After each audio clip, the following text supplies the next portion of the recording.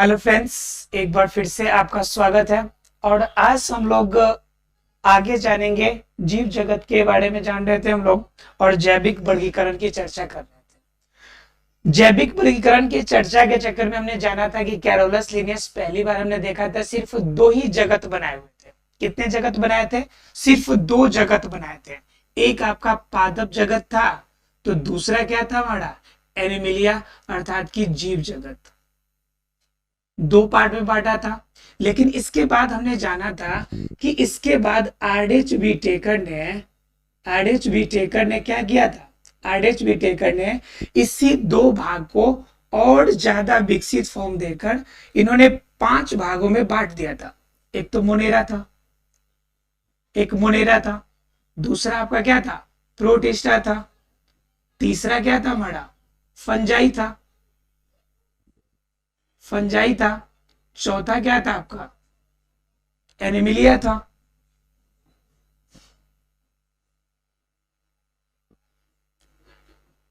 और 5वां क्या था आपका?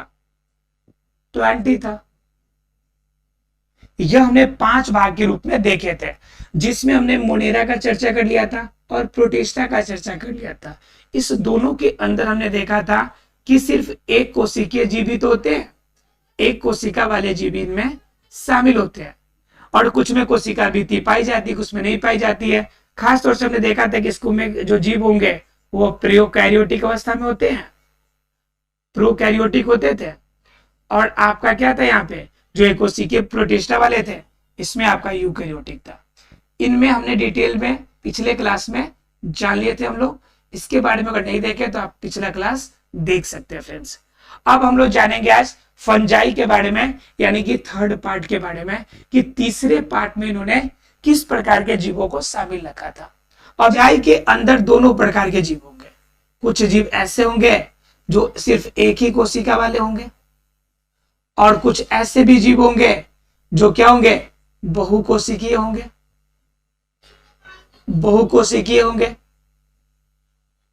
यानी कि बहुत सारी कोशिका वाले। एक कोशिका वाले जीवों के अंदर आपका ईस्ट आ जाएगा,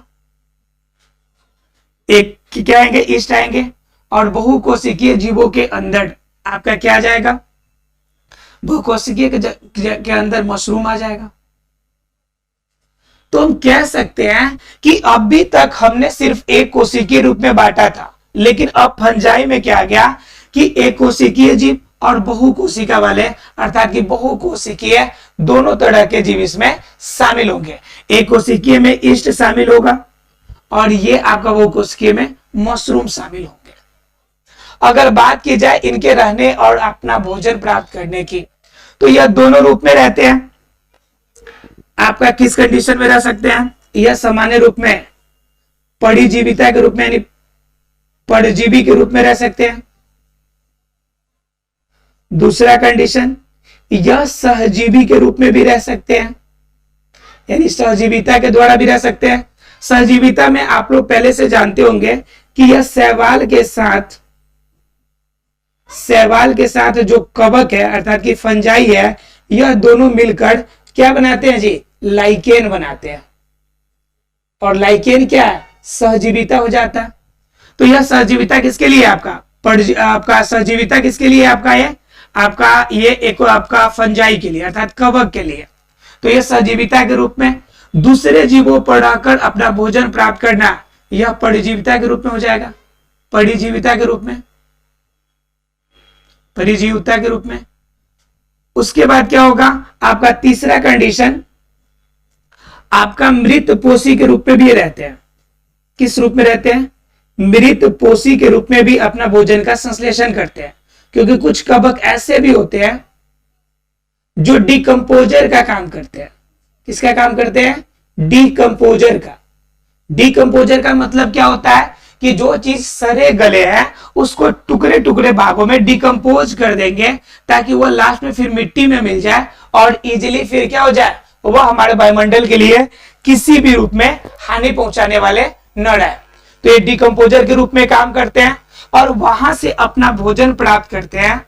तो यह क्या कहलाते हैं? मृतपोषी भी कहलाते हैं, अर्थात कि परजीवी के रूप में रह सकता है, सहजीवी के रूप में रह सकता है, मृतपोषी के रूप में रह सकता है, अर्थात परपोषी के रूप में भी हो ही गया आपका सजीवी और मृतपोषी, किसी भी कंडीशन में आपका सीधा शब्दों में क्या है कि हर कंडीशन में यह रह सकता है। क्यों? क्योंकि इसके अंदर सबसे बड़ी समस्या यह हो जाती है कि इसके अंदर क्लोरोफिल नहीं पाया जाता। इनके अंदर क्या नहीं पाया जाता? तो क्लोरोफिल नहीं पाया जाता। जब क्लोरोफिल नहीं होगा तो इनके अंदर प्रकाश संश्लेषण की क्रिया नहीं होगी। प्रकाश संश्लेषण की क्रिया नहीं होगी तो उस कंडीशन में क्या होगा कि यह प्रकाश संश्लेषण की क्रिया नहीं होगी, और जब प्रकाश संश्लेषण की क्रिया इनके अंदर होगी नहीं तो कंफर्म है कि यह स्वपोषी वाला कार्य नहीं कर पाएगा, अपना भोजन खुद से नहीं बनाएगा। हालांकि यह मृतपोषी के रूप में अपना भोजन रासायनिक पदार्थों से संश्लेषित जरूर कर लेता है, लेकिन क्या आपका कि इस रूप में आपका क्लोरोफिल नहीं पाए जाने के कारण आपका क्या होता है कि इनके अंदर आपका प्रकाश संश्लेषण की क्रिया नहीं होती है। तो हमने देखा ये कि फंजाई के अंदर किस रूप में रहते हैं। अब बात एक और आती है कि इनके अंदर जनन की क्रिया कैसे होती है। हमने क्या देखा कि इनके अंदर पोषण की क्रिया हमने देखा कि पोषण किस किस रूप में ले सकता है। अब हम लोग को जानना है कि इनके अंदर जनन किस किस रूप में हो सकता है। तो इनके जिस तरह से पोषण मुख्य रूप से 3 तरह के होते हैं, इनमें जनन भी 3 तरह का होगा। इनमें जनन भी कितने तरह का होगा? 3 तरह के हो सकते हैं। कौन कौन? एक तो होगा कायिक वर्धी, एक क्या होगा कायिक वर्धी, अर्थात कि कायिक के वर्धन के द्वारा शरीर के किसी भी हिस्से में वृद्धि के कार्य करने के कारण नया जीव बनना। कायिक वृद्धि के अलावा वर्धी के अलावा क्या होगी कंडीशन जी? दूसरा कंडीशन इसका आ जाता है, कायिक वृद्धि के अलावा दूसरा कंडीशन आपका अलैंगिक जनन होगा। कौन सा जनन होगा? अलैंगिक जनन। तीसरा कंडीशन इसमें एक और आ जाता है, और वह कंडीशन कौन सा हो जाता है जी? लैंगिक जनन। लैंगिक जनन। तो समझ सकते हैं कि इनके अंदर जनन का जो केस होगा, जिस तरह से पोषण हमने देखा कि यह फंजाई के अंदर जो जनन का केस होगा वो भी 3 फॉर्म में होगा। किस किस रूप में? कायिक वृद्धि। कायिक वृद्धि का मतलब कायिक जनन। हमने बताया था आपको कायिक जनन शरीर के किसी हिस्से को काट कर अलग कर देना, उनसे नया जीव तैयार कर देना, तो यह कायिक वृद्धि हो गया। अलैंगिक जनन, ठीक है, अलैंगिक जनन। अच्छा क्लास 11th है कायिक वृद्धि, अगर नहीं पता है तो जान लीजिए आप कायिक वृद्धि क्या होगा। जैसे देखिए कायिक वृद्धि भी आपके 2 प्रकार के होते हैं। एक होते हैं आपके प्राकृतिक, ये समझ लीजिए थोड़ा सा। कायिक वृद्धि इसमें 2 तरह के होते हैं। एक होता है कि प्राकृतिक द्वारा कायिक वर्धन, और दूसरा क्या होता है आपका कृत्रिम रूप से। कृत्रिम रूप से प्राकृतिक रूप से क्या होता है कि जैसे जड़ है, जड़ें निकली और जड़ नीचे जाकर फिर कहीं कहीं से बाहर निकल गया तो वहां से नया पौधा बन गया, तो यह आपका प्राकृतिक रूप में हो गया। दूसरा कंडीशन हो सकता है क्या कि जो जड़ें होंगी वह मिट्टी के समांतर रूप में निकलेंगी, और जहां तहां से जड़ निकले, जैसे आपने बरगद में देखा होगा, बरगद के पौधों में, ठीक है। तीसरा कंडीशन इसमें हो सकता है कि जो डाली है, यह डाली किसी भी रूप में मिट्टी के संपर्क में आए, और मिट्टी के संपर्क में आने के बाद वहां से नया जड़ बने, नया पौधा बने, तो यह कंडीशन हो सकता है। तो यह कुछ कंडीशन होता है जो प्राकृतिक रूप में हो, और प्राकृतिक रूप में किसी भी भाग के द्वारा नए जीव का निर्माण हो, तो यह प्राकृतिक कंडीशन हो सकता है। और यह कई केस आपका कृत्रिम तरीके से होता है। तो कृत्रिम तरीके में क्या हो सकता है आपका? कृत्रिम रूप में आप क्या कर लेते हैं? प्रत्यारोपण कर लेते हैं। प्रत्यारोपण देखे थे आप लोगों ने? प्रत्यारोपण जानते हैं आप लोग? जैसे आप लोग क्या करते हैं, एक जगह पे आप फसल लगाए, जैसे आप धान की लगाते हैं तो एक जगह बीज लगाते हैं, फिर उसको लेकर दूसरे जगह ले जाकर आप क्या करते हैं, उसे लगा देते हैं, तो यह प्रत्यारोपण हो गया। दूसरा मेथड इसमें आप क्या लगा सकते हैं जी? दाब लगा सकते हैं। दाब लगाना, दाब लगाने का मतलब समझते हैं आप लोग कि डाली में किसी पेड़ की, जैसे गुलाब का पौधा है, जैसे मान लीजिए ये गुलाब का पौधा है और ये गुलाब की ये डाली है। अब डाली के किसी भाग में हमने क्या कर दिया, सिर्फ ऊपर वाले भाग को हटाकर इस पर हमने क्या कर दिया, मिट्टी बांध दिया। क्या बांध दिया? मिट्टी बांध दिया। और ये जब मिट्टी बांध दिया और इस पे थोड़ा थोड़ा हमने नमी के रूप के लिए पानी दे दिया हमने। अब धीरे धीरे क्या होगा कि यहाँ से जो विकसित होने वो शुरू हो जाएंगे इनके जड़ें। अब जड़ें जब विकसित होंगे तो हम क्या करेंगे, यहाँ से इसको काट देंगे और इसे क्या करेंगे, नए पौधे के रूप में कहीं पे ले जाके हम लोग लगा सकते हैं। तो यहाँ से हमें क्या मिल जाएगा, नया पौधा प्राप्त होगा।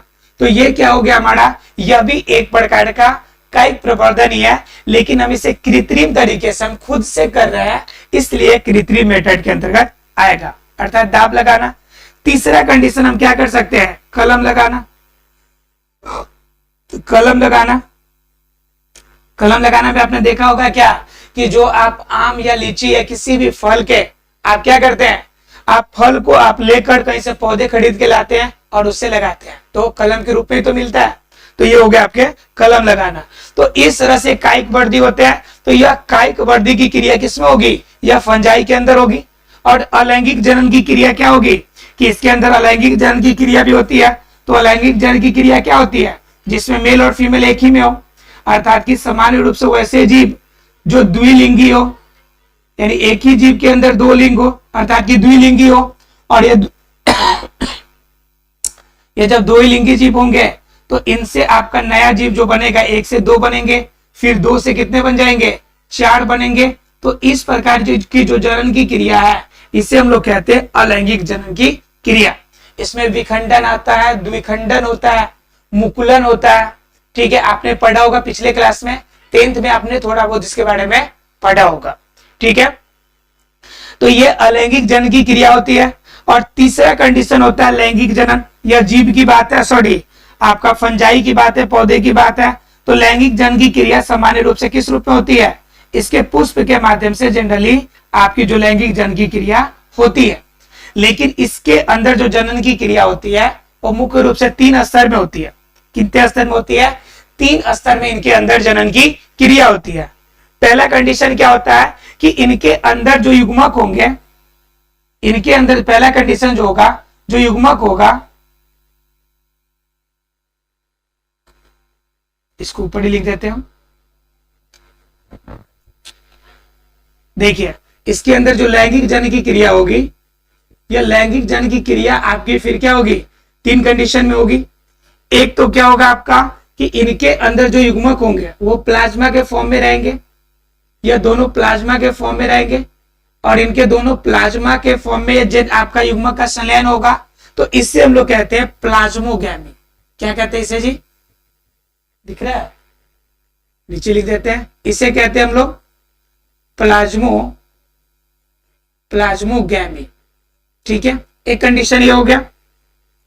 दूसरा कंडीशन क्या हो सकता है कि जो आपके युग्मक होंगे इनके केंद्रक होंगे और इनके केंद्रक, युग्मक के जो केंद्रक होंगे इनके बीच में संलयन होगा, यह दोनों आपस में मिलेंगे। तो इससे हम लोग क्या कहते हैं, इसे हम लोग कहते हैं कैरियोगैमी। यह कंडीशन हो गया। तीसरा कंडीशन होता है कि इनके जो स्पोर होते हैं, इनके स्पोर के साथ जनन की क्रिया होती है, तो इसे स्पोरोगैमी कहेंगे, स्पोरोगैमी। यह 3 कंडीशन होते हैं किसके अंदर, लैंगिक जनन की क्रिया के अंदर।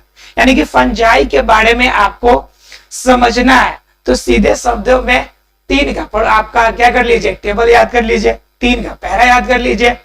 क्यों, क्योंकि इसके अंदर पोषण के मुख्य रूप से 3 मेथड हो जाएंगे, परजीवी, सहजीवी, आपका मृतपोषी, सभी इसके अंदर आ जाएंगे। इसमें क्या होगा, परजीविता का मतलब होगा दूसरे जीव पर रहना और उनसे आश्रय भी प्राप्त करना और सिर्फ अपना ही फायदा लेना, तो परजीविता के अंदर आएगा। सहजीविता के अंदर क्या होता है कि एक ऐसा आपका संयोग बनाना जिसमें दोनों को हेल्प हो, जैसे आपका लाइकेन है। तो लाइकेन के अंदर क्या होता है कि शैवाल के अंदर अपनी पास अपनी जड़ें होती है, माफ कीजिएगा, आपका कवक के पास क्या होती है, अपनी जड़ें होती है। और शैवाल क्या होते हैं कि क्लोरोफिल के साथ ऊपर वाले हिस्से में, यानी कि जमीन के ऊपरी हिस्से में पाए जाते हैं। ठीक है, ये शरीर में इनकी जड़ें नहीं होती है, तो ये शैवाल वाला हिस्सा हुआ। अब ये देखिए, शैवाल जब ऊपर के कंडीशन में है तो शैवाल में क्या पाया जाएगा, शैवाल तो ग्रीन होता है, हरा होता है, तो इनके अंदर क्या पाया जाएगा, इनके अंदर मिलेगा हमें क्लोरोफिल, दिख रहा है ना, इनके अंदर मिलेगा हमें क्लोरोफिल। अब क्लोरोफिल इनके अंदर है तो यह प्रकाश संश्लेषण की क्रिया करेगा। लेकिन प्रकाश संश्लेषण की क्रिया कब होगी? जब जड़ से खनिज लवण और पोषक तत्व उनके आपके क्लोरोफिल वाले हिस्से तक जाए, तो उस कंडीशन में कवक इसकी मदद करता है। क्या करने में? आपका जल प्लस खनिज लवण, जल एवं खनिज लवण दोनों को पहुंचाने के लिए मदद करता है। तो जल और खनिज लवण ये देगा, आप क्लोरोफिल इसके पास पहले से है, तो वहां पे दोनों मिलकर भोजन बनाएगा, अर्थात कि प्रकाश संश्लेषण की क्रिया करेगा। और जो भोजन तैयार होगा उससे कवक को भी फायदा होगा और शैवाल को भी फायदा होगा। जब इन दोनों को फायदा होगा तो इस कंडीशन में यह जो आपका संबंध होगा, इससे हम लोग क्या कहेंगे? सहजीविता कहेंगे। क्या कहेंगे इसे? सहजीविता, यानी कि सहजीवी अर्थात आपका परजीवी दूसरे जीव पर डालकर अपना पोषण प्राप्त करेगा। दूसरा कंडीशन सहजीवी अर्थात इसमें शैवाल और कवक है और ये लाइकेन बनाएगा, ठीक है, और इस कंडीशन में सहजीविता के द्वारा अपना भोजन प्राप्त करेगा। तीसरा कंडीशन मृतपोषी है, हमने बताया कि सड़े गले चीजों पर रहकर अपना पोषण प्राप्त करेगा, ठीक है। और इसमें एक और कंडीशन बताया हमने, ईस्ट और मशरूम, यानी कि एक कोशिकीय रूप में और बहुकोशिकीय दोनों रूप में ये रह सकता है।